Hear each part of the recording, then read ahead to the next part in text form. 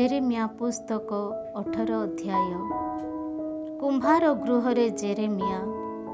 प्रभु Jeremiah को कहिले, उठ ओ कुंभार गृह को जाओ, सेठारे तुमे जेपरी मोर वचन शुण, सेथिपाई मु तुमको एक सुजोग प्रदान करिबी। सुतरां मु कुंभार गृह को गली, सेतेबेले से वक्र समीपरे तार कार्य व्यस्त थिले। मृत्तिका पिंडुला को तांको द्वारा निर्मित पात्र बिगिड़ी जिबारु सेही कुंभार तहिरु पुनराय तार इच्छा अनुजाई अन्य एक गोटे पात्र निर्माण कला। से समय रे प्रभु वचन मो प्रति कथित हैला, हे इस्राएल रो गृह, प्रभु पचारंती जे एही कुंभार जे उपरी करे, तुममानक प्रति मु कोन सेही परी करि पारिबी नाही। हे इस्राएल रो गृह, मो पाई तुमे माने कुंभार रो हस्तरे थिबा सेही मृत्तिका पिंडुला सदृश्य। जे कोनोसी समय रे मु जदि कहे जे कोनोसी राज्य किंबा जनता को उत्पादन करिबी ओ ताहाकू विध्वस्त करि विनाश करिबी ओ जेउमानक संबंधरे मु सेपरी कथा कही अछि, सेही जनता जदि अनिष्ट मार्गरु पश्चात्पद होई अनुतप्त हुअन्ति, तेबे ताहा प्रति करिबा सकाशे जहाँ मु मनस्थ करिथिली सेही अनिष्ट संबंधरे मु अनुतप्त हेबी।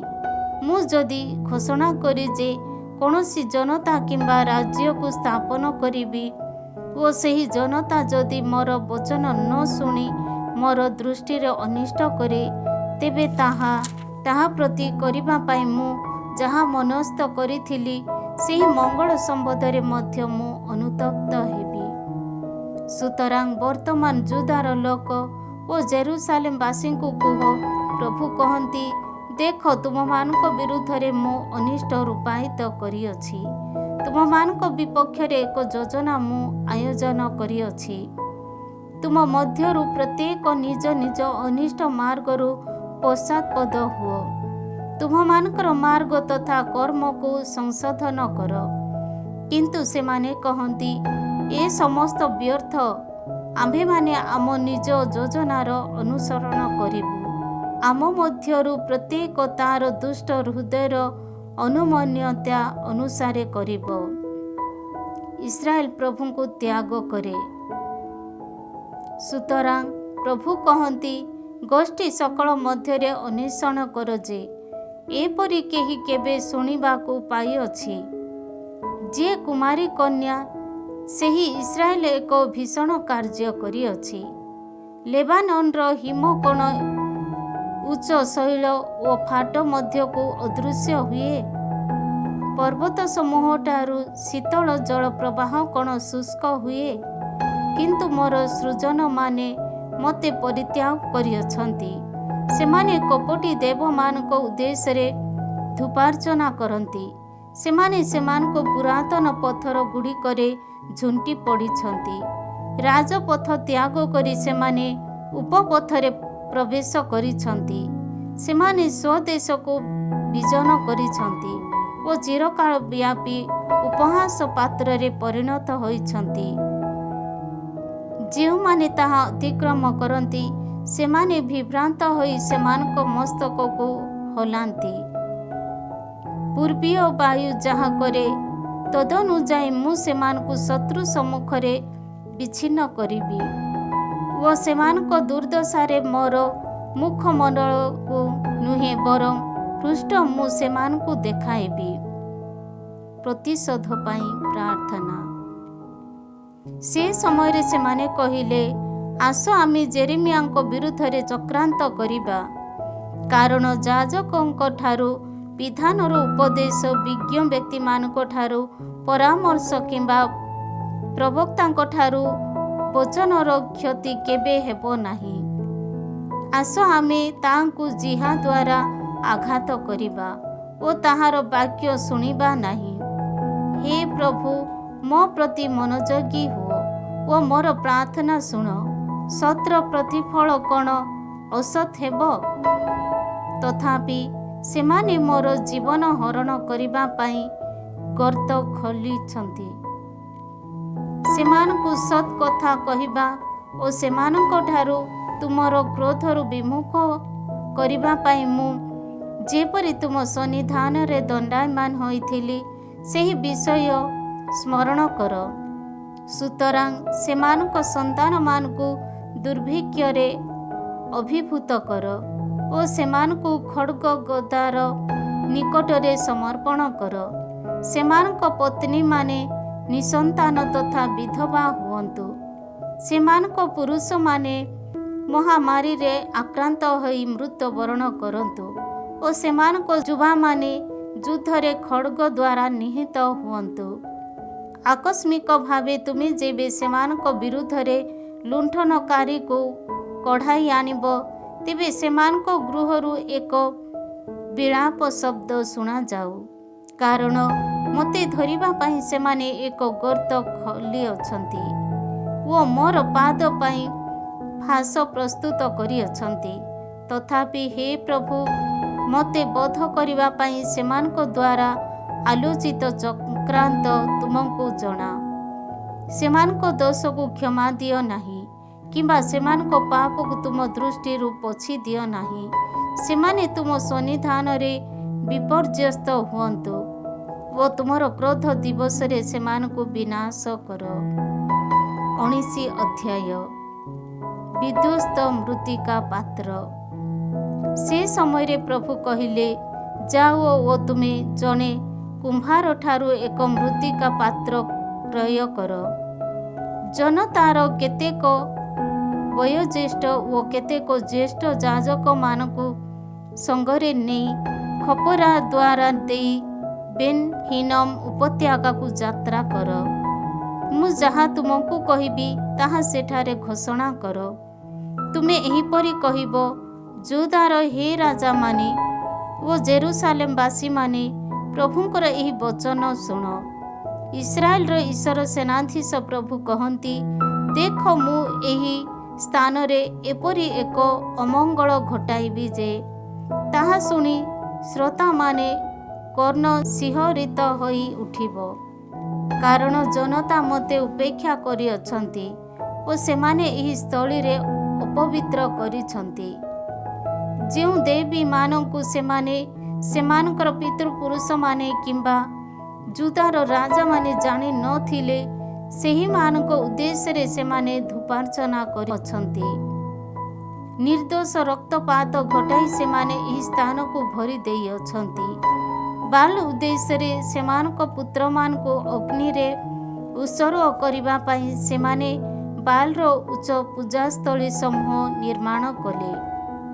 ତାହା କରିବା ସକାଶେ ମୁଁ କୌଣସି ଆଦେଶ କିମ୍ବା ଅନୁଶାସନ ଦେଇନାହିଁ। ସେହି ବିଷୟ ମୋର ମନରେ ସ୍ଥାନ ମଧ୍ୟ ପାଇନାହିଁ। ସୁତରାଂ ପ୍ରଭୁ କହନ୍ତି, ଏପରି ଦିନ ସକାଳ ଆସୁଅଛି ଯେ ଯେବେ ଏହି ସ୍ଥଳ ତୋଫେତ୍ କିମ୍ବା ବେନ୍ ହିନମ୍ ଉପତ୍ୟକା ନାମରେ ଆଉ କେବେହେଁ ନାମିତ ହେବ ନାହିଁ, ବରଂ ଏହା ସଂହାର ଉପତ୍ୟକା ନାମରେ ନାମିତ ହେବ। ଯୁଦା ଓ ଜେରୁସାଲେମର ଯୋଜନା ସବୁ ଏହି ସ୍ଥାନରେ ମୁଁ ବ୍ୟର୍ଥ କରିବି। ସେଠାରେ ଜନତା ଯେପରି ସେମାନଙ୍କ ଶତ୍ରୁମାନଙ୍କ ସମ୍ମୁଖରେ ଖଡ୍ଗ ଦ୍ୱାରା ନିହତ ହୁଅନ୍ତି ଓ ସେମାନଙ୍କ ଜୀବନକୁ ହରଣ କରିବା ପାଇଁ ଯେଉଁମାନେ ଅନ୍ୱେଷଣ କରିଥିଲେ, ସେମାନଙ୍କ ହସ୍ତ ଦ୍ୱାରା ସେମାନେ ଯେପରି ଆଘାତ ପ୍ରାପ୍ତ ହୁଅନ୍ତି, ସେଥିସକାଶେ ମୁଁ ଅବସର ସୃଷ୍ଟି କରିବି। ସେମାନଙ୍କ ମୃତ ଶରୀରକୁ ଆକାଶର ପକ୍ଷୀ ଓ ପୃଥିବୀର ବନ୍ୟ ପଶୁମାନଙ୍କ ଆହାର ପାଇଁ ମୁଁ ପ୍ରଦାନ କରିବି। ଏହି ନଗରୀକୁ ଏକ ଭୀଷଣ ବିଷୟ ତଥା ଉପହାସର ପାତ୍ରରେ ମୁଁ ପରିଣତ କରିବି। ତାହା ମଧ୍ୟ ଦେଇ ଯେଉଁମାନେ ଅତିକ୍ରମ କରିବେ, ସେହି ଲୋକେ ସେମାନଙ୍କ ସମସ୍ତ ଦୁର୍ଗତିକୁ ଦେଖି ଭୟଚକିତ ହେବେ ଓ ବିସ୍ମୟଭୀତ ହୋଇ ଶୀତକାର ଶବ୍ଦ କରିବେ। ସେମାନଙ୍କ ଶତ୍ରୁ ଓ ଯେଉଁମାନେ ସେମାନଙ୍କ ଜୀବନ ହରଣ କରିବା ପାଇଁ ଅନ୍ୱେଷଣ କରିଥିଲେ, ସେମାନେ ଯେତେବେଳେ ଅପରାଧ କରି ସେମାନଙ୍କୁ ଉତ୍ପୀଡ଼ିତ କରିବେ, ସେତେବେଳେ ସେମାନେ ସେମାନଙ୍କ ପୁତ୍ର କନ୍ୟାମାନଙ୍କ ମାଂସ ଭୋଜନ କରିବେ ଓ ପ୍ରତ୍ୟେକ ତାର ପ୍ରତିବେଶୀର ମାଂସ ଆହାର କରିବ। ତତ୍ପରେ ତୁମ ସହଗାମୀମାନଙ୍କ ଦୃଷ୍ଟିରେ ତୁମେ ସେହି ପାତ୍ର ଭଗ୍ନ କରିବ। ତୁମେ ସେମାନଙ୍କୁ ଏହିପରି କହିବ, ସେନାଧୀଶ ପ୍ରଭୁ କହନ୍ତି, ଆଉ କେବେ ହିଁ ମରାମତି ହୋଇପାରୁନଥିବା ଭଳି କୁମ୍ଭାରର ପାତ୍ର ଯେପରି ଭଗ୍ନ ହୁଏ, ଏହି ଜନତା ତଥା ନଗରୀକୁ ମୁଁ ସେହିପରି ବିଧ୍ୱସ୍ତ କରିବି। ସମାଧିସ୍ଥ ହେବା ପାଇଁ ଅନ୍ୟ କୌଣସି ସ୍ଥାନ ନଥିବା ଯୋଗୁଁ ଲୋକେ ସେମାନଙ୍କୁ ତଫାତରେ କବର ଦେବେ। ପ୍ରଭୁ କହନ୍ତି, ଏହି ସ୍ଥଳ ତଥା ତତେଶବାସୀମାନଙ୍କ ପ୍ରତି ମୁଁ ଏହିପରି କାର୍ଯ୍ୟ କରିବି ଓ ଏହି ନଗରୀକୁ ତାଫେତ ସଦୃଶ୍ୟ ପରିଣତ କରିବି। ଜେରୁସାଲେମର ଗୃହ ସକଳ ତଥା ଜୁଦାର ରାଜାମାନଙ୍କ ପ୍ରାସାଦ ସମୂହ ଓ ଯେଉଁ ସମସ୍ତ ଗୃହ ଛାତ ଉପରେ ଆକାଶ ବାହିନୀ ଉଦ୍ଦେଶ୍ୟରେ ଧୂପାର୍ଚ୍ଚନା କରାଯାଇଥିଲା ଓ ଅନ୍ୟ ଦେବମାନଙ୍କ ଉଦ୍ଦେଶ୍ୟରେ ପାନୀୟ ବଳି ଢାଳି ଦିଆଯାଉଥିଲା, ସେ ସମସ୍ତ ଗୃହ ତାଫେତ ସଦୃଶ୍ୟ କଳୁଷିତ କରାଯିବ। ଏହାପରେ ପ୍ରବଚନ ଦେବା ପାଇଁ ତାଫେତକୁ ପ୍ରଭୁଙ୍କ ଦ୍ୱାରା ପ୍ରେରିତ ଜେରେମିଆ ସେଠାକୁ ଫେରି ଆସି ପ୍ରଭୁଙ୍କ ଆଳୟର ପ୍ରାଙ୍ଗଣରେ ଦଣ୍ଡାୟମାନ ହେଲେ ଓ ସମସ୍ତ ଜନତାଙ୍କୁ କହିଲେ, ଇସ୍ରାଏଲର ଈଶ୍ୱର ସେନାଧୀଶ ପ୍ରଭୁ କହନ୍ତି, ଦେଖ, ଯାହା ମୁଁ ପ୍ରଖ୍ୟାପନ କରେ ସେ ସମସ୍ତ ଅନିଷ୍ଟକୁ ଏହି ନଗରୀ ତଥା ତାହାର ଚତୁଃପାର୍ଶ୍ୱସ୍ଥ ସମସ୍ତ ସହର ବିରୁଦ୍ଧରେ ଘଟାଇବା ପାଇଁ ମୁଁ ଉଦ୍ୟତ। କାରଣ ମୋ ବଚନର ଅନୁଗତ ହେବା ପାଇଁ ଅସ୍ୱୀକାର କରି ସେମାନେ ସେମାନଙ୍କ ହୃଦୟ କଠିନ କରିଅଛନ୍ତି।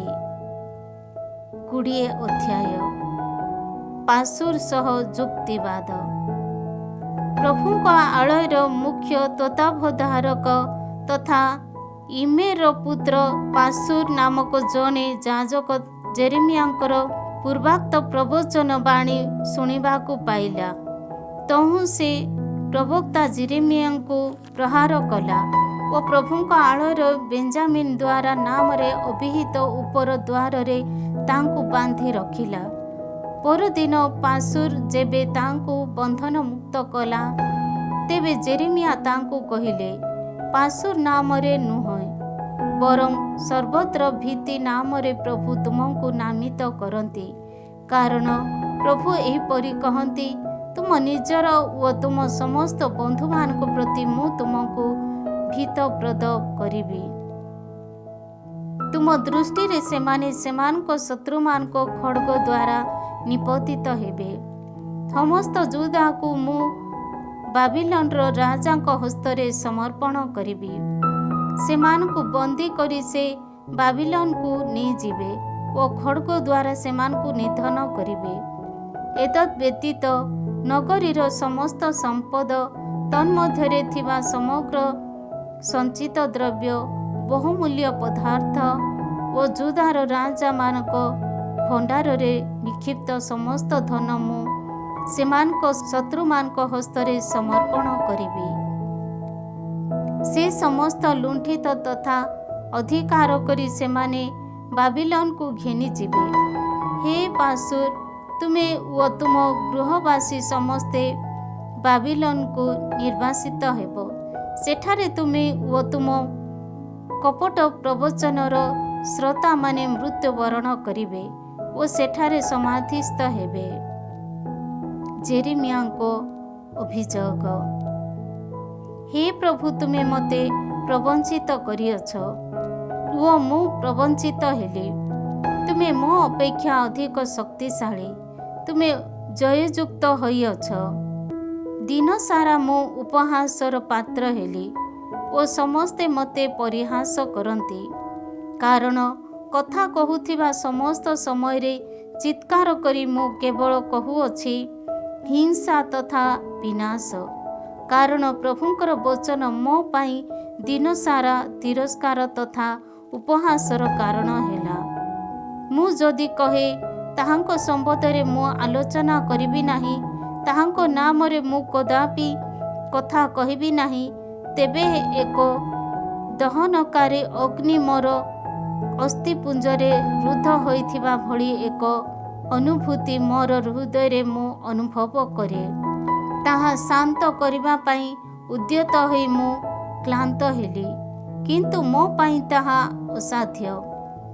ଅନେକଙ୍କର ଗୁଣୁଗୁଣୁ କଥା ମୁଁ ଶୁଣିବାକୁ ପାଇଅଛି। ସର୍ବତ୍ର ଶଙ୍ଖା ତାଙ୍କ ବିରୁଦ୍ଧରେ ଦୋଷାରୋପ କର, ତାଙ୍କ ବିପକ୍ଷରେ ଆମେ ଦୋଷାରୋପ କରିବା। ଏହିପରି ମୋର ଘନିଷ୍ଠ ବନ୍ଧୁମାନେ କହନ୍ତି। ସେମାନେ ପତନର ଦର୍ଶନ ପାଇଁ ଅପେକ୍ଷା କରନ୍ତି। ହୁଏତ ସେ ପ୍ରତାରିତ ହୋଇପାରନ୍ତି। ତାହେଲେ ଆମେ ତାଙ୍କ ଉପରେ ଜୟଯୁକ୍ତ ହେବୁ ଓ ତାଙ୍କ ବିରୁଦ୍ଧରେ ପ୍ରତିଶୋଧ ନେଇପାରିବୁ। କିନ୍ତୁ ଜଣେ ବୀର ଯୋଦ୍ଧା ସଦୃଶ ପ୍ରଭୁ ମୋର ସହବର୍ତ୍ତୀ। ସୁତରାଂ ମୋର ଉତ୍ପୀଡ଼କମାନେ ଝୁଣ୍ଟି ପଡ଼ିବେ। ସେମାନେ ମୋ ବିରୁଦ୍ଧରେ ଜୟଯୁକ୍ତ ହେବେ ନାହିଁ। ସେମାନେ ଅତ୍ୟଧିକ ଲଜ୍ଜିତ ହେବେ ଓ ଜୟଯୁକ୍ତ ହେବେ ନାହିଁ। ସେମାନେ ନିତ୍ୟ ଅପମାନ କେବେ ହେଁ ବିସ୍ମୃତ ହେବେ ନାହିଁ।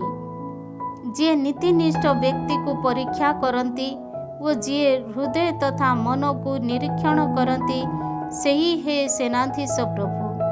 ତୁମେ ଯେବେ ସେମାନଙ୍କ ବିପକ୍ଷରେ ପ୍ରତିଶୋଧ ନେବ, ତେବେ ତାହା ଦେଖିବା ପାଇଁ ମୋତେ ଅନୁମତି ଦିଅ, କାରଣ ତୁମ ହସ୍ତରେ ହିଁ ମୁଁ ମୋର କାର୍ଯ୍ୟ ନ୍ୟସ୍ତ କରିଅଛି।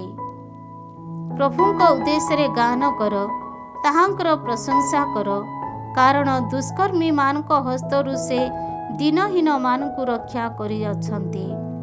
ମୋର ଜନ୍ମଦିନ ଅଭିଶପ୍ତ ହେଉ। ମୋର ମାତା ଯେଉଁଦିନ ମୋତେ ପ୍ରସବ କଲା, ସେହି ଦିବସ ଅନୁଗୃହୀତ ନ ହେଉ। ମୋର ପିତାଙ୍କ ପାଖକୁ ଆସି ତୁମ ପାଇଁ ଗୋଟିଏ ପୁତ୍ର ଜାତ ହୋଇଛି ବୋଲି କହି, ଯିଏ ଏହି ସମ୍ବାଦ ଦ୍ୱାରା ତାଙ୍କୁ ଅତ୍ୟଧିକ ସନ୍ତୁଷ୍ଟ କରାଇଲା, ସେ ଅଭିଶପ୍ତ ହେଉ। ଯେଉଁ ନଗରୀ ସକଳ ପ୍ରଭୁଙ୍କ ଦ୍ୱାରା ନିର୍ଦ୍ଦୟ ଭାବେ ବିଧ୍ୱସ୍ତ ହୋଇଥିଲା, ସେହି ବ୍ୟକ୍ତି ସେପରି ହେଉ। ପ୍ରତ୍ୟୁଷରେ ଏକ କ୍ରନ୍ଦନ ସ୍ୱର ଓ ମଧ୍ୟାହ୍ନରେ ବିପଦ ସଂକେତର ଏକ ଧ୍ୱନି ସେ ଶୁଣିବାକୁ ପାଉ, କାରଣ ସେ ମୋତେ ମୋର ମାତୃଗର୍ଭରେ ବୋଧ କରି ନାହାନ୍ତି। ତାହେଲେ ମୋର ମାତା ମୋର ସମାଧି ହୋଇଥାନ୍ତା ଓ ତାର ଉଦର ଏକ ମହାନ ବସ୍ତୁ ହୋଇଥାନ୍ତା। ମୁଁ ବା କାହିଁକି ମାତୃଗର୍ଭରୁ ବାହାରିଲି? ତାହା କ'ଣ ପରିଶ୍ରମ ତଥା ଶୋକର ଦର୍ଶନ ପାଇଁ ଉଦ୍ଦିଷ୍ଟ ଥିଲା? ତାହା କ'ଣ ମୋର ଦିନ ସକଳକୁ ଅପମାନ ମଧ୍ୟରେ ଅତିବାହିତ କରିବା ପାଇଁ ଉଦ୍ଦିଷ୍ଟ ଥିଲା? 21 ଅଧ୍ୟାୟ। ସେଦେକିଆଙ୍କ ଦୂତମାନଙ୍କ ପ୍ରତି ଜେରେମିୟାଙ୍କ ଉତ୍ତର। ମାଲ୍କିୟାଙ୍କ ପୁତ୍ର ପାଶୁର ଓ ମାସେକିୟାଙ୍କ ପୁତ୍ର ତଥା ଯାଜକ ସେଫାନିୟାଙ୍କୁ ରାଜା ସେଦେକିଆ ଜେରେମିୟାଙ୍କ ନିକଟକୁ ଯେତେବେଳେ ପଠାଇଲେ ଓ କହିଲେ, ଆମ ନିମନ୍ତେ ପ୍ରଭୁଙ୍କର ଅଭୀଷ୍ଟ ସନ୍ଧାନ କର, କାରଣ ବାବିଲୋନର ରାଜା ନେବୁଖାଦ୍ନେସର ଆମ ବିରୁଦ୍ଧରେ ଯୁଦ୍ଧ କରନ୍ତି। ହୁଏତ ପ୍ରଭୁ ଆଉ ଆମ ପାଇଁ ଅଦ୍ଭୁତ କର୍ମ କରି ତାଙ୍କୁ ଆମ ନିକଟକୁ ଦୂରେଇ ଦେବେ। ସେତେବେଳେ ଜେରେମିୟାଙ୍କ ପ୍ରତି ଏହି ପ୍ରଭୁ ବଚନ କଥିତ ହେଲା।